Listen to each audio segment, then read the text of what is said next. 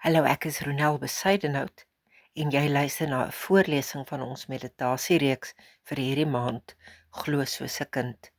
Vandag se tema is die teologie van die agterveld. Dit kom uit 1 Samuel 16 vers 7 waar daar staan: Die Here kyk nie na dieselfde dinge as die mens nie. Die mens kyk na die uiterlike, maar die Here na die innerlike. Spiere, lengte en die selfvertroue van die oudste seuns van Isaï het die profeet Samuel beïndruk. Alles goeie eienskappe vir 'n nuwe koning dan nie, maar God het 'n oog. Terwyl die belangrikes binne 'n fees gevier het, was die toekomstige koning buite in die veld agter die skape aan. Dis die een vir wie God in sy vizier gehad het. Al was Dawid nie eers op die gastelys vir sy eie salwing nie. Die stilte van die veld was Dawid se voorbereiding. Daar waar niemand gekyk het nie, het hy geleer om die harp te speel en 'n leeu van die skape af te keer.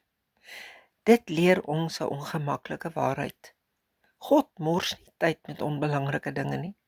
Die plekke waar jy tans voel jy word geïgnoreer of waar jou werk onsigbaar is dikwels God se intensiewe opleidingsskool vir jou roeping. Om te glo soos 'n kind is om te rus in die wete dat jy nie jouself hoef te beperk by God nie. Hy soek nie jou indrukwekkende CV nie, hy soek jou beskikbare hart. Jou agterveld is nie 'n mors van tyd nie. Dis die plek waar jou karakter gesmee word vir die oomblik wanneer God roep.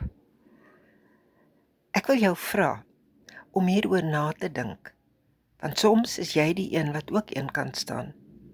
In plaas daarvan om dan afgeskeep te voel, waarom nie in daardie tyd juis bid dat God die geleentheid gebruik om jou toe te rus vir dit waar God jou wil gebruik nie? Ek wil graag saam met jou bid. Here, dankie dat U my sien, selfs wanneer ek onsigbaar voel vir die wêreld. Help my om getrou te wees in die veld waar U my vandag geplaas het. Onthou ook dat ons teksgedeeltes het vir selfstudie. Dit is in die geskrewe teks. Tot môre, geniet jou dag.